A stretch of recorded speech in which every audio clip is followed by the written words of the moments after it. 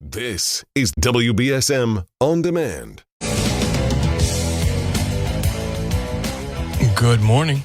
Good morning. As we tick away the hours to Election Day. Remember, there's early voting all over Massachusetts. What I would advise is don't just assume you know what to do. Call your town clerk or your elections department if you're in the city and ask them, where do I go? What hours are you taking early voting, right? Or you can just wait till Election Day. Most people, well, I shouldn't even say this because I'm not sure what most people are going to do. We'll find out after the election what most people decided to do. But I will tell you this, if you're a registered voter and you don't vote for whatever reason, that's not good, and you'll feel bad about it.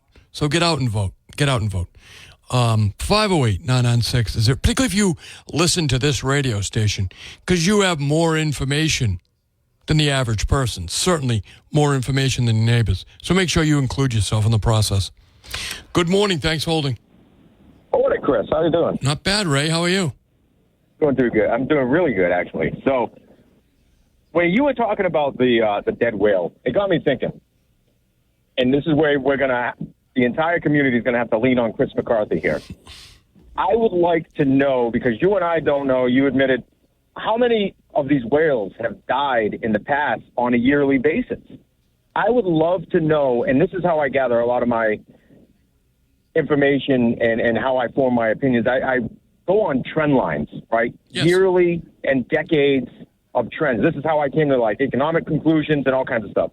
So I would love to know from 2014 or 2016 to today, has there been a substantial increase in whale deaths around these windmills?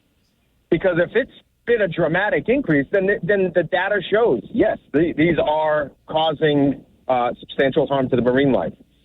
If this is just on trend, where we've kind of just been paying more attention to it, then we got to find a different solution. Right. To the whale deaths. We need to understand that. All right, so it's obviously not going to be the windmills. It might be migration patterns. Might be food with warmer waters that we see around the Cape Cod Bay and the inlets of Nantucket. You may be seeing a higher source of food for the whales. So they might be coming closer to the shore, which causes them to beach themselves. There's a whole host of different things. But you, as Mr. Chris McCarthy, the next mayor of New Bedford, you could actually... Don't do that to me. You're going to have to take a pay cut, actually, to take his job. So you have all the connections through social media and all the guests that you've brought on to actually formulate that type of a data line to bring some really good information to the people here. In regards to Shane, yeah. Oh my Lord, he is extremely naive on the history of socialism. You need to actually press him, or maybe you have, what his connection is with the Coalition for Social Justice. Oh, he takes orders from them. This is admittedly. Right, he literally. It's my takes a lot of his characterization. talking He didn't describe it that way, but I did. Right, and we could tell by the way he formulates his opinions that it's pretty much just a talking point that he gets from them. Marlene Pollock was sitting in the audience observing him in person yes. at the meeting. That meeting where he attacked the police. So this is another tactic of theirs, that they will go to your meetings and they will go to your events, not as support, but to ensure that you are on their talking points. I know that for a fact. They will go on there and say, hey, you didn't mention this. Why didn't you mention this? We gave you the talking points to say to the people, and you didn't do it. Is there a reason where you pressured? There's a whole host of different things that they do. And there's money involved, right? So you can actually trace the money that Shane has gotten. And is it from people in the Coalition for Social Justice? They cut checks, Coalition for Social Justice. There's a separate political action committee that they have on the other side of the coalition. So the coalition is a 501c3. It's a nonprofit. But they have a political action committee also that is kind of sister to them.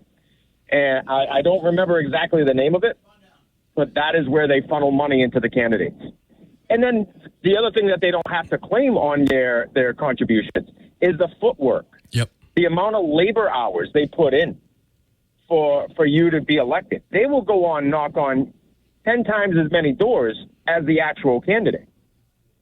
And that's not, I don't think that's reported in your OCPF filings, like how much, labor money is out there that they put out.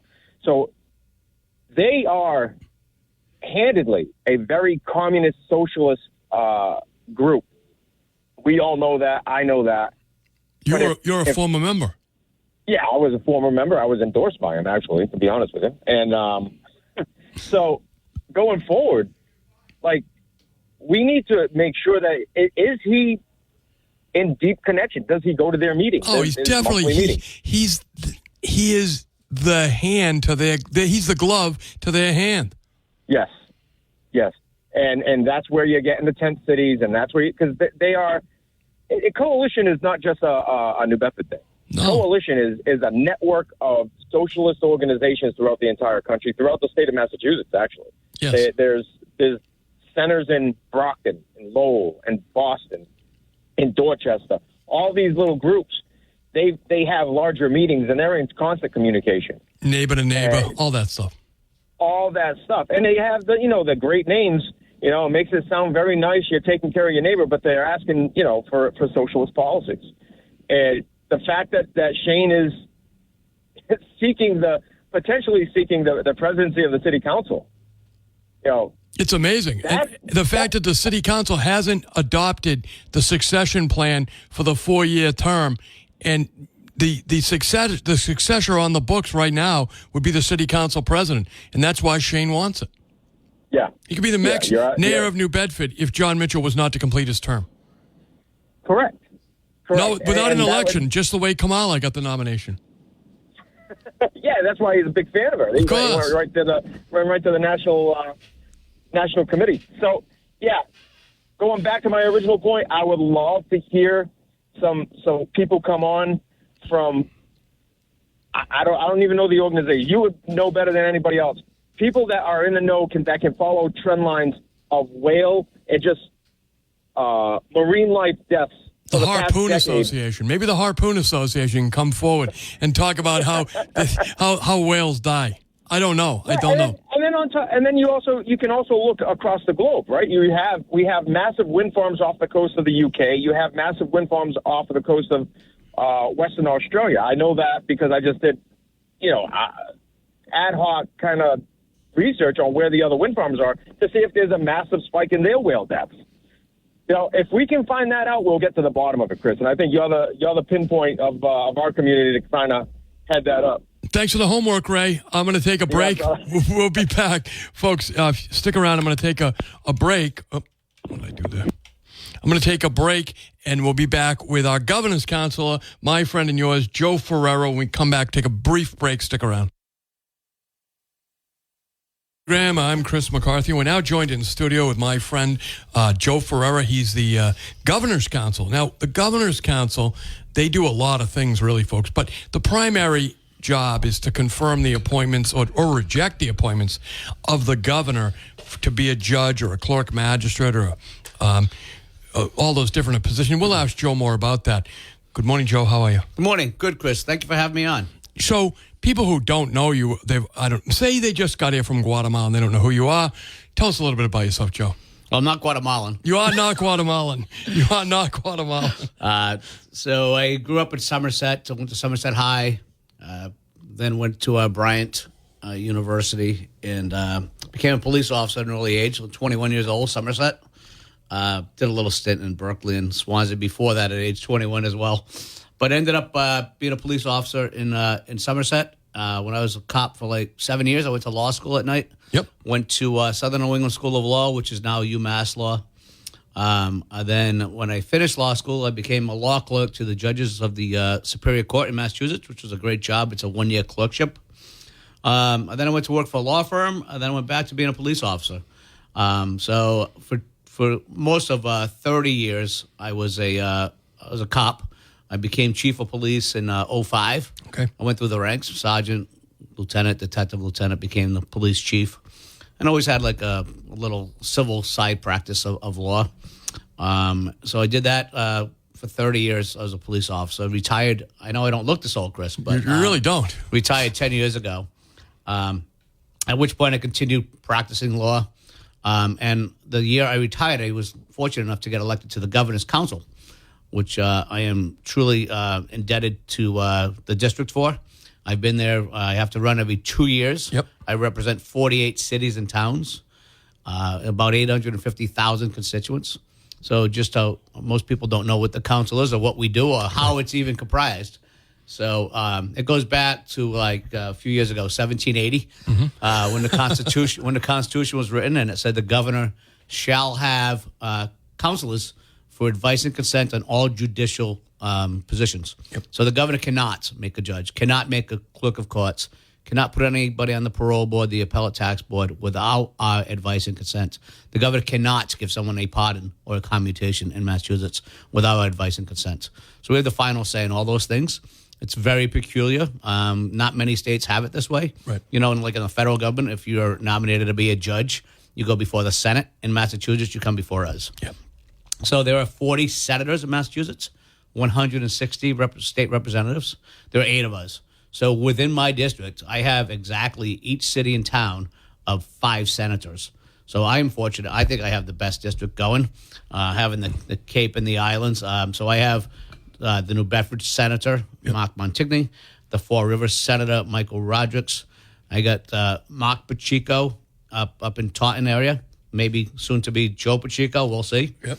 I have the Plymouth Senator, and I have the Cape and Island Senator, Julian Sear. So I have 5 senators and 20 state reps in my district. So it's a huge, huge district to run Enormous for. district. Enormous. Yeah, it's bigger geographically than running for Congress. Right. Because there are 9 of them and there are 8 of us.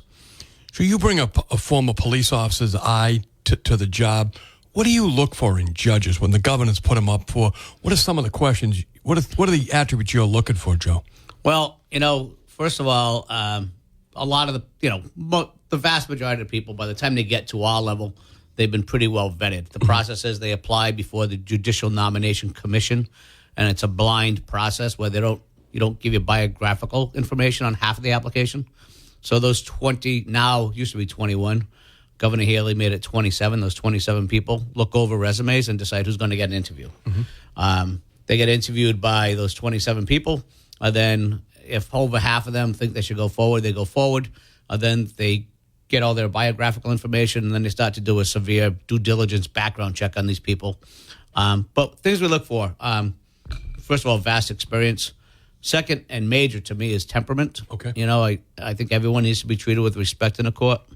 I am a huge, huge advocate of great local lawyers becoming great local judges, and I've had classes on how to become a judge.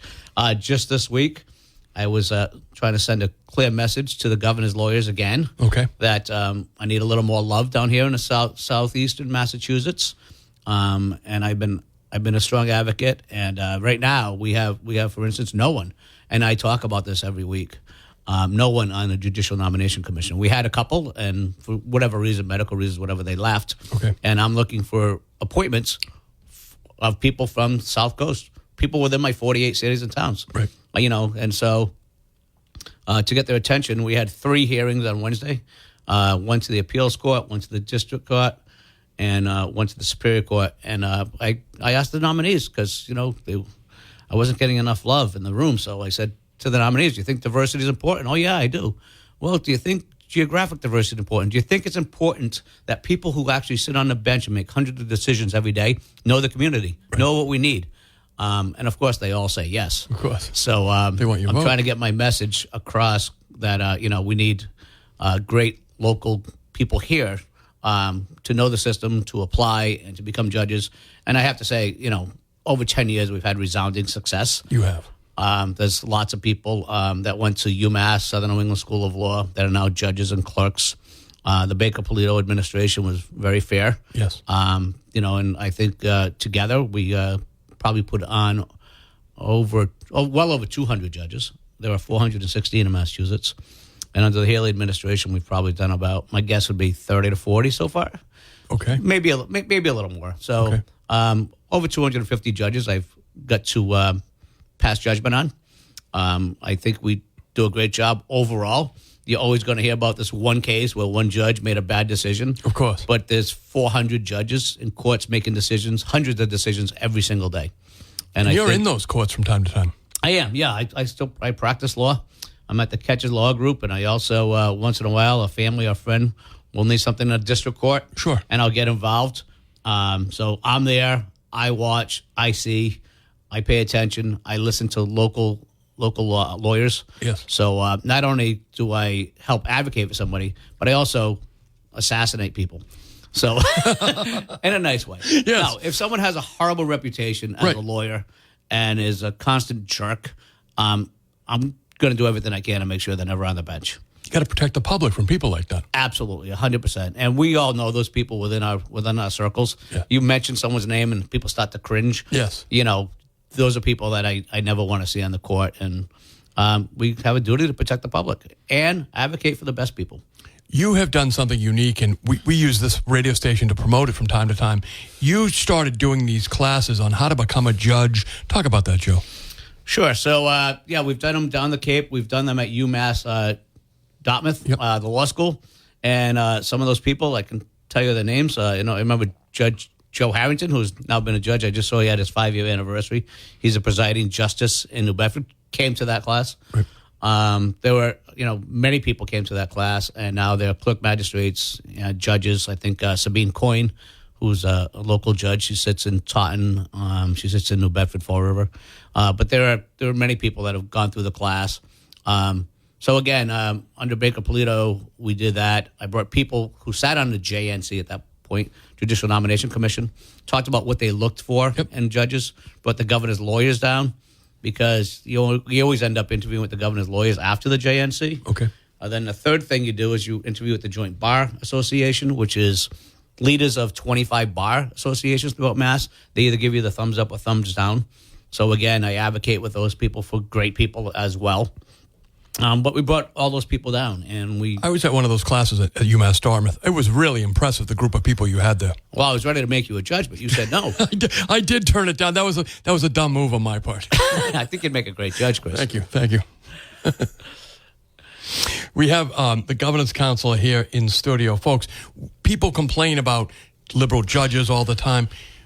You don't strike me as a liberal, Joe. I'm not a liberal. I'm not a liberal. You're a dad of 3 girls? Yes. I'm not a, I was thinking about that on the way here. My daughter's running for county commissioner. Yeah, Julie. And Julie Ruggiero, and she was questioned the other day on the air. Someone, phoned in and said, "Hey, geez, I see that some of your signs, people also have like Trump van signs. What's up with that?" And the answer is, okay, because literally, I can show you my Facebook Messenger. Somebody hit me the other day and said, "Hey, your ex-wife's husband has a Trump sign up and your kid's sign there, and she just lost 2 votes." And I'm like, well, if that's the way you're going to vote, right. Good for you. We can't change that. I have friends on both sides of the aisle, in the middle of the aisle. I have friends all over the map. I judge people by who they are and if they're good people or not necessarily because they have a D or an R or a U or an I after their name. Right. I'm voting for Donald Trump, and I'm voting for Joe Ferreira. I like that. Thank you. I appreciate that. Yeah, we're going to take a break, and we'll be right back. Talk a little bit about that, Joe. Sure. So Heath, I've known for decades, actually, as a lawyer. Great reputation. Great reputation. He was actually an assistant district attorney when I was a police officer. So he tried some of the cases on behalf of the Commonwealth. So I'm there. I know he's done a large amount of criminal defense work as well. And he's a real, true lawyer. He takes it serious. He's been to the appeals court. He's been to the Supreme Court. I've seen his briefs. And he has an impeccable reputation as someone who never gets flustered, always a gentleman. So I was delighted when the governor's team met with him. They were extremely impressed. It's a process. It took a while, but they finally saw fit to nominate him. I was a big advocate, and I'm so happy that he's on the bench. Just this week, I got a couple of calls. One was the clerk magistrate in Stoughton saying he was there doing a great job. Yesterday, I got another call from someone out in Malden. He was there doing a great job. So when they first get on, they make the tour. They make the circuit of throughout within a 50-mile radius. I'll say they'll sit in different courts before they find their home. The state's broken down into like 6 regions. Okay. So Region 1 is from basically Fall River, New Bedford, down to the Cape. So if you're assigned to Region 1, you'll sit in those courts. Region 2 starts in Taunton, and it goes all the way up to Hingham. So hopefully he'll be in either Region 1 and or 2 geographically. Makes sense. They usually don't make the judges drive more than an hour away. Okay. Especially at the district court level because there are so many district courts. There are like 58 district courts in Massachusetts. Okay. But he's a great guy, great remarks. Everyone loves him. He'll be fair, impartial, and he'll be respectful. He'll be respectful. He won't be, that judge that no one wants to appear before. Okay. Because they're out there. They're out there, yeah. We try to make it that they're not out there, but, one of the councils has this thing that sometimes the robe chafes their neck. You never know how someone's going to turn out. And sometimes you think somebody's going to be, like a prosecutorial type judge where, they'll side with the police more and they turn out that they don't do that at all. They're more left. You just don't know. But at the end of the day, every litigant, and usually, they're not, well, some will repeat, but for the most part, people that go to court, it's their first time there. They're scared to death. Yes. Whether it's a civil case or a criminal case, they have no idea. And they want to know at the end of the day, they want to feel like they've been heard, they've been respected, win or lose. And that's what we look for in judges. And like one of the judges who we just made the chief, actually, the first woman chief of the appeals court, she testified the other day before we voted on her. And she's been on the court for about 15 years. Does a great job, Amy Blake. But she said, I go to painstaking length to make sure that I write decisions so that the losing party can understand why they lost. I want them to know I heard them. I didn't agree with them, but I heard them, and I want them to know that they've been heard. And at the end of the day, win or lose, there's always a winner and a loser in the court case. But, you want to walk out saying, okay, at least I got a fair shake. Right. Joe Ferreira is our governance counsel. Joe, the idea is these judges get appointed for life. So when you start to assess them, I know you mentioned temperament. Do you start the in other words, are you assessing a person because you've got people coming to you all the time to wanting to be judges or asking about the process? When do you start assessing people as to whether you think they'll be a good judge? So, yeah, you hear about it. You hear about, some people, they're not supposed to politic, so yeah. However you want to call it, right. Once they apply. But inevitably you hear about it. And like I said earlier, once they go to a certain stage in the process, due diligence requires one of the 27 judicial nomination commissioners to make calls. Okay. So they'll make calls to people that the wannabe judge listed on their application.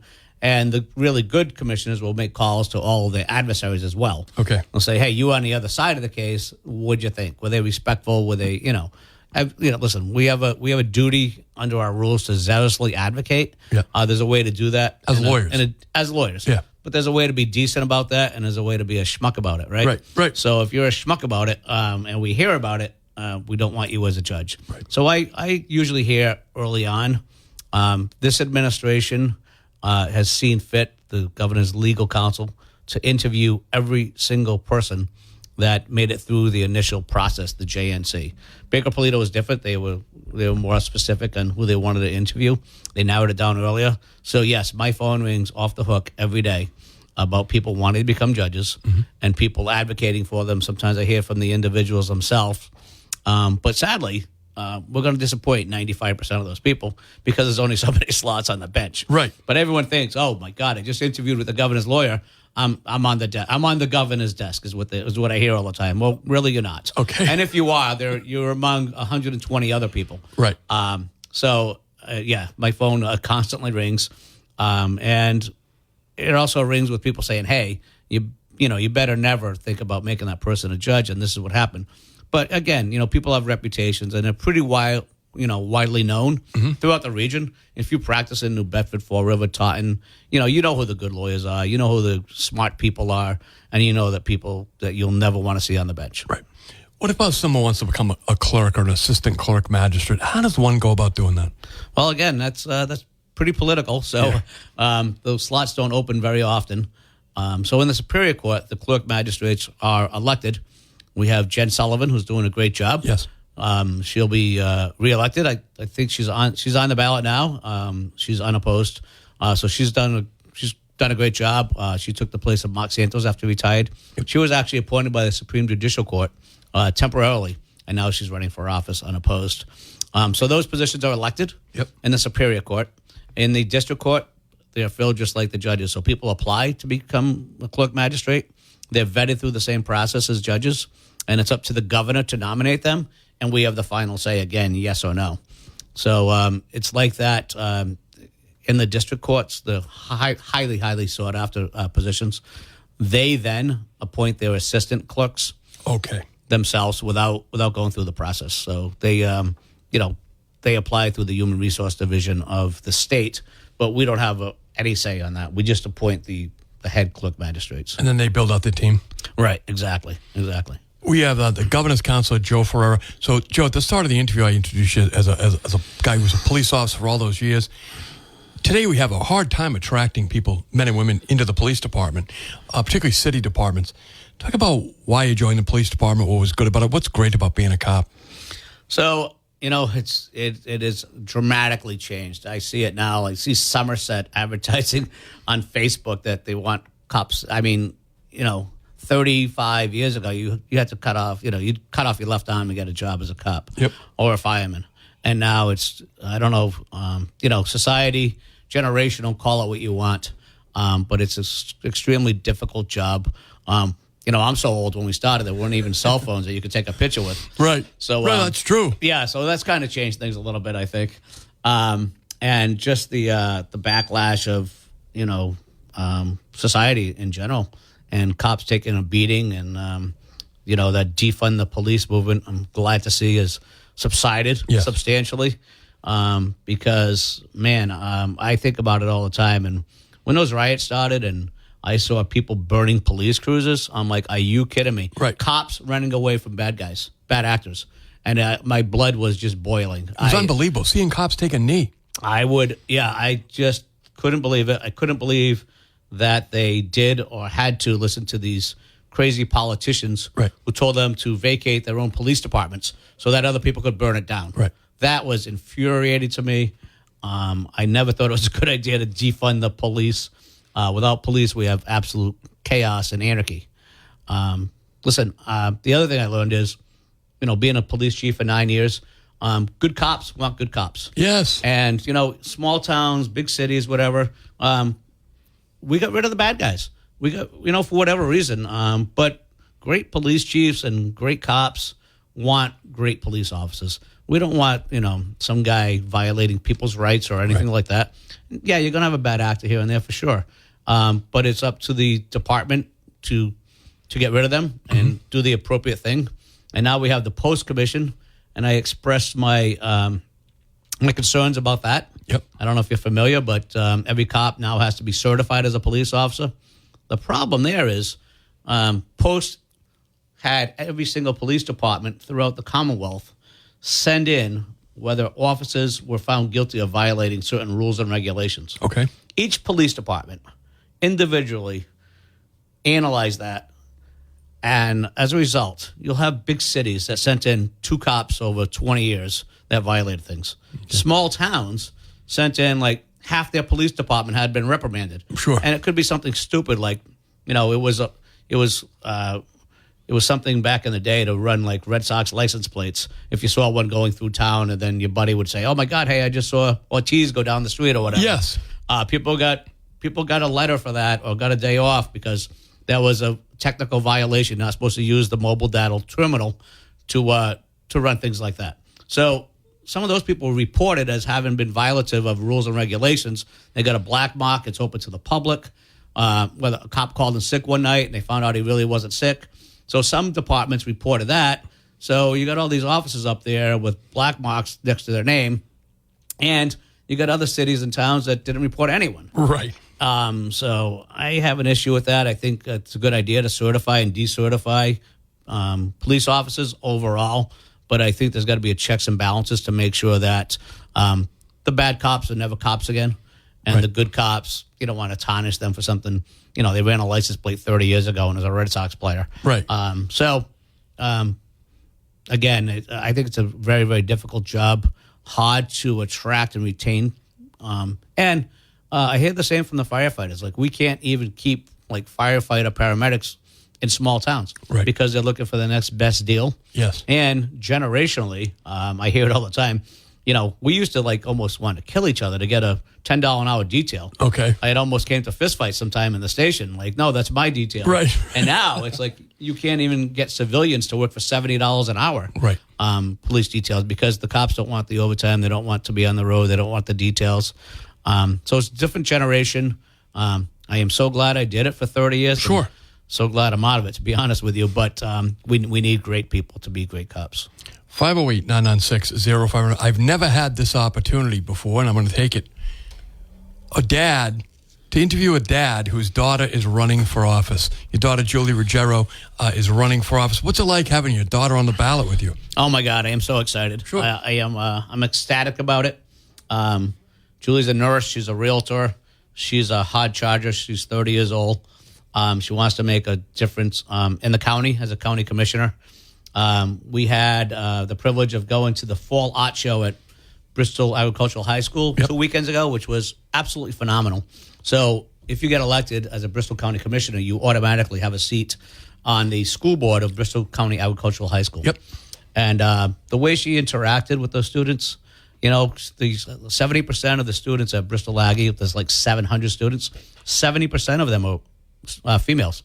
Really? So the way that they interacted with Julie and Julie interacted with them was remarkable. She wants to make a difference. She wants to be a role model for them. She's also very interested in, you know, they look after the courthouse buildings, yes, the Superior Court buildings, the Registry of Deeds. They oversee the Bristol County retirement system, which I'm a part of, and the Treasurer's Office. But it's a great opportunity for someone who's really interested in the job. Julie Ruggiero will make a difference. She'll do the job. She'll do it right. And I'm in this category. Someone wrote an article that said the average age of the commissioner was 65. I'm like, hey, that's young. But she would she would bring that average down a little bit. Yeah, she's 30, right? 30. 30. But I think it's important that we identify and help promote, not only because she's my daughter, but young people who want to make a difference. Yep. At some point, we got to pass the baton and leave it in good, steady hands. We have Joe Ferreira. He's a governor's counselor. He's a dad on the ballot. Care to make a prediction who's going to, well, you'll get more votes because you have a bigger territory. But how are we going to figure out who really got more votes? You're going to go with individual cities and towns, it's funny, dad or the daughter? It's funny you ask that. Yes. It's really funny you ask that because, you know, I tell everybody, not everyone loves Joe Ferreira, believe it or not. I mean, there's crazy people out there that don't, right? Yeah, you know, it's a mental illness is a stigma now. Go ahead. But, yeah, I was thinking about that. I'm like, geez, if my kid like really kills it in my own hometown, I'm like, how am I gonna explain this? You know. Right. But so the thing is, so this is the unknown, right? So for her race, it's picked 2 out of 3. In my race, it's head to head. Okay. So I'm not sure. I'm not a mathematical genius, but I'll find a way to finagle it so I don't look so bad after she beats me. We have Joe Ferreira here in studio, folks, but. You know, I hear it from people here all the time. It's got to enrage you as a former police officer. Some of these judges just letting people go. Now, you've seen it as a prosecutor, as a police officer, and I think you've done some defense work. Talk about those judges that make decisions that the public doesn't understand. Maybe explain it to us better. When you see a judge, maybe when we see here at WBSM, someone who's been arrested multiple times with gun charges. I'm not talking about nothing charged. I'm talking about gun charges, violent charges, things like that. What do you think is going through their minds? Yeah, I don't know. I wish I did know. Right. I'm with you 1,000%. And Okay. like, yeah, I was a special prosecutor. I've prosecuted cases for 10 years. I've done some criminal defense cases. Nothing involving guns or anything like that. But I get infuriated when I hear about that as well. We want judges to keep the streets safe.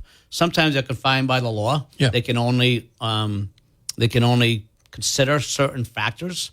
But once in a while, you get a rogue judge, you get a bad decision. Again, the average district court judge, I'm saying, with arraignments and pretrials, they're making 100 or more decisions a day. Okay. So you hear about, one here and there, but overall, I mean, there are tens of thousands of court cases in the Commonwealth every single day. But I still get upset, like Sure. you do, when you hear about it. And, you don't always hear all the facts. Sometimes, of course, believe it or not, the media does put a spin on things, Chris. Yes. So you don't hear all the facts all the time. But occasionally, people make mistakes. They're human. And I can't explain every single judge's decision. Right. And I don't agree with them all either. But we want a safe community. We need great cops. We need great judges. We need to be safe.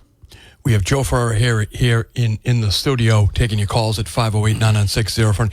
Joe, if someone wants to reach out to you, how do they get in touch? What's the best way to get in touch with Joe Ferreira? Sure, you can just Google me, Joe Ferreira, Governor's Council. Yep. My email's out there. My phone number, I'll give it out publicly. It's 508-663-6584. But you can easily Google me. You'll see that I'm on the Catches Law website. Yeah. You can see my email there at Catches, Keches, law. And I'm always available. I'm, like I said, I practice law. I'm on the Governor's Council. I'm also a realtor. Julie runs most of that practice for us. We're in 5 states. Yep. So I'm a little of this, little of that, but I'm always available. You are always available. I'm the most flexible guy. That's what I like about not being a cop anymore. Is I have some flexibility to do some things that that are fun and try to make a difference. I love being on the council. We also do other things we didn't talk about that yet on the council. Every single week we say yes or no to notary publics. Right. Also, justice of the peace. We appoint those people. If someone wanted to become one of those, what's the process? So you would apply at the governor's office. Okay. And the thing about it is, by statute, by law, there's 1 per 5,000 people allowed. So like in the city of 20,000 people, there are 4 JPs, just of the peace. Okay. So somebody has to die or move out or not get reappointed. Okay. So they're good for 6-year terms, and it's up to the governor to say yes or no. And again, I've advocated for people to become justice of the peace in certain cities and towns, and I can easily check whether there are any vacancies. Okay. By talking to people in my office at the Governor's Council. And the notary publics? Notary public, same thing. Go online, you fill out a 5-page form. It has to be signed by 4 people saying you have good character, and 1 attorney has to sign it. Okay. You pay your $60, and that's pretty routine, unless you've got a bad past. Okay. But it's interesting. I'm going to ask you this question. Sure. Because you are a very civic-minded individual there, Mr. McCarthy. Yes, sir. How many notary publics in my 48 cities and towns? I'm going to guess there are a dozen. Notary publics? Yes. 12,000 notary publics. 12,000. 12,000. I was astounded. I just got the list the other day. There were 12,000 in my 48 cities and towns. So when people tell me, "Oh, gee, I'm looking for a notary public," I can tell them, "We'll swing a dead cat. You'll find one." Right? Absolutely, yeah. I was astonished the other day. 12,000, and again, they were every 6 years too. They either get reappointed or not. We're going to take a break, folks. Stick around with Joe Ferreira here. He'll be on the ballot, so you can look for his name. Stick around. In studio, like I said, it's the first time I've ever got an opportunity to interview someone's dad who's on the ballot. His daughter is on the ballot running for county commissioner, Julie Ruggiero. We had a great interview with her. The podcast is available. I think she's just unbelievable. Great energy. Well, I appreciate that. I did listen in, believe it or not. I knew, Joe. I was driving to Boston that day to swear a judge in, and then I heard Mr. Turgeon come on after that. Yes. And he was likely also impressed. So that was a great. I'm a big fan of my kid. Of course. But, I mean, you have 3 daughters. I have 3 great daughters. I'm very, very blessed, and I tell them I love them all equally. Sometimes differently on different days, but no, Right. I have 3 great kids. They all work hard. My 33-year-old's in charge of health equity at South Coast Hospital Group. She'd been doing that, but she got her master's from Harvard in Yeah, I public remember. health. Julie, like I said, she's We used your daughter as when COVID first broke. She would call into the program and explain, what was going on with it because it was all brand new information. Right. I remember, you talking about flattening the curve and things like that. Yes. Back in the day. And then Julie, of course, is the one that's running for county commissioner. She's a nurse and a realtor, doing extremely well. And my baby moved to Tampa, Florida recently. Really? But yeah, her boyfriend and her are down there. They're doing great things down there. She's liking it so far. I'm not sure she'll be there forever, but they're all healthy. They're hard workers and good citizens. You were out in Freetown putting up signs for your daughter. Yeah, just yesterday I was out there. Julie has 20 cities and towns, so the 4 cities, New Bedford, Taunton, Fall River, New Bedford, and I have 48 cities and towns. So we overlap in about probably 15 cities and towns. She has some that I don't. I don't have. I have again 48. I don't have Attleboro. I don't have Mansfield in my district. Really? But she does. So it's interesting. We go out, my car right in a parking lot right here is still loaded with some Ferreira signs and bigger and much more beautiful Julie Ruggiero signs. Yes. I recently put on Facebook, and you'll appreciate this, that I put my sign on the side of her signs. Mine's much smaller with no face. Because, like you, Chris, I have a face for radio. Yes. Right? So Julie does not. Julie does not. So that's why Julie's on the billboards, and Julie's on pictures on all the signs. But it's been fun. It's very, very exciting. It's funny. Last night she's texting me at 10 o'clock, like, Dad, how do you do this? Like, it's coming to that puke time where, right. It's either you're going to win or you're not going to win. And I'm like, this is the fun of it all. But when you win, it's a great adrenaline rush. It's worth it all. It's good. And you're going to do great things for the community. So it's worth it all. It's worth it all. But it's a lot. It's a lot if you do it right. It's 24/7 to run for office. You're at the Ketches Law Group. People are interested in getting in touch with you. How do they do that? Yeah, just Google Joe Ferreira, Ketches, Keches, and it'll populate right there what my background is and how to get a hold of me. What kind of law do you practice? So primarily, it's personal injury, workers' comp, and medical malpractice at the Ketches Law Group. That's my primary focus, and I've been, again, even when I was a cop, young cop, I would do the cases. I would work 4 days on, 2 days off. Okay. So I'd be a lawyer those 2 days doing civil cases only, no criminal cases while I was a cop. Right. So for